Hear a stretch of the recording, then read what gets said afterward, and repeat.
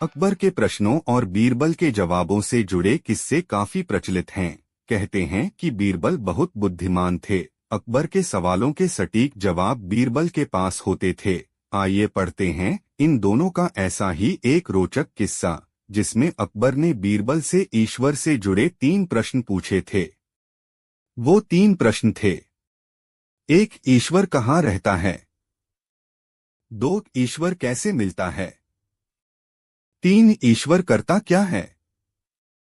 जब अकबर ने ये प्रश्न पूछे तो बीरबल बहुत अचंभित हुए और उन्होंने कहा कि इन प्रश्नों के उत्तर वह कल बताएगा। इसे भी पढ़ें। प्रेरक प्रसंग, मेहनत की कमाई से सिंकी रोटी का स्वाद। यह कहकर बीरबल अपने घर लौट आए। बीरबल इन प्रश्नों को लेकर बहुत चिंतित थे। बीरबल के पुत्र ने चिंता का कारण पूछा तो बीरबल ने अकबर के 3 प्रश्न बता दिए। बीरबल के पुत्र ने कहा कि वह खुद कल दरबार में बादशाह को इन तीनों प्रश्नों के जवाब देगा। अगले दिन बीरबल अपने पुत्र के साथ दरबार में पहुंच गया और बादशाह अकबर से बोला कि आपके तीनों प्रश्नों के जवाब तो मेरा पुत्र भी दे सकता है। अकबर ने कहा, ठीक है, बताओ ईश्वर कहाँ रहता है?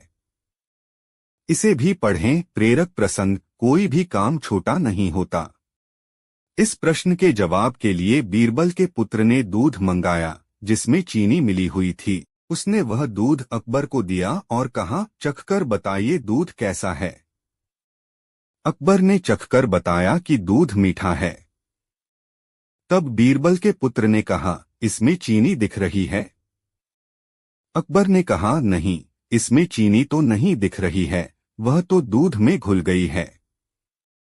बीरबल के पुत्र ने कहा, जहां पनाह, ठीक इसी तरह ईश्वर भी संसार की हर चीज में घुला हुआ है, लेकिन दूध में घुली हुई चीनी की तरह दिखाई नहीं देता है। अकबर जवाब से संतुष्ट हो गया। इसे भी पढ़ें। लगन सच्ची और इरादे बुलंद हों तो सब कुछ संभव है। Wilma Rudolph. अकबर ने दूसरा प्रश्न पूछा, ईश्वर कैसे मिलता है?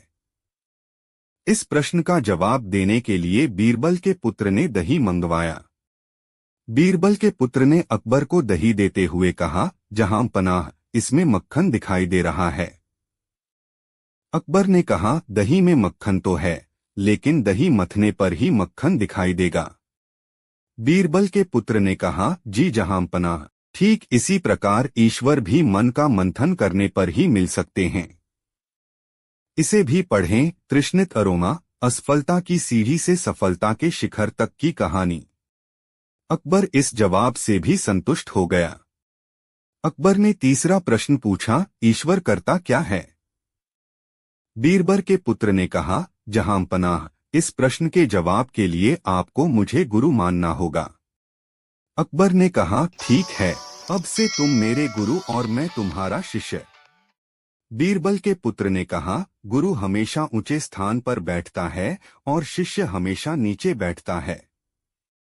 अकबर तुरंत ही अपने सिंहासन से उठ गया और बीरबल के पुत्र को सिंहासन पर बैठकर खुद नीचे बैठ गया।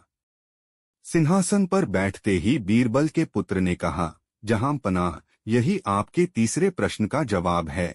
ईश्वर राजा को रंक बनाता है और रंक को राजा बना देता है।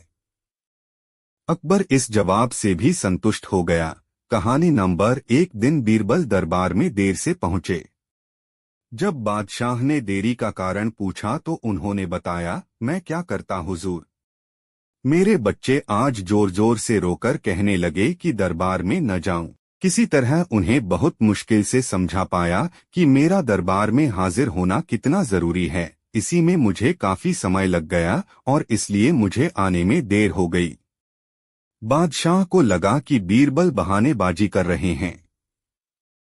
बीरबल के इस उत्तर से बादशाह को तसल्ली नहीं हुई। वे बोले, मैं तुमसे सहमत नहीं हूँ। किसी भी बच्चे को समझाना इतना मुश्किल नहीं जितना तुमने बताया। इसमें इतनी देर तो लग ही नहीं सकती। इसे भी पढ़ें। सबकी सोच एक जैसी, अकबर और बीरबल की कहानियां। बीरबल हंसते हुए बोले, हुजूर, बच्चे को गुस्सा करना या डपटना तो बहुत सरल है, लेकिन किसी बात को विस्तार से समझा पाना बेहद कठिन। बादशाह अकबर बोले, मूर्खों जैसी बात मत करो, मेरे पास कोई भी बच्चा लेकर आओ, मैं तुम्हें दिखाता हूँ कि कितना आसान है यह काम। ठीक है जहां पनाह, बीरबल बोले, मैं खुद ही बच्चा बन जाता हूँ और वैसा ही व्यवहार करता हूँ। तब आप एक पिता की भांति मुझे संतुष्ट करके दिखाएं।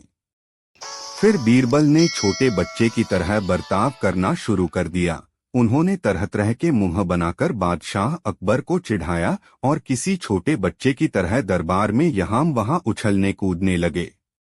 उन्होंने अपनी पगड़ी जमीन पर फेंक दी। फिर वे जाकर बादशाह अकबर की गोद में बैठ गए और लगे उनकी मूंछों से छेड़छाड़ करने।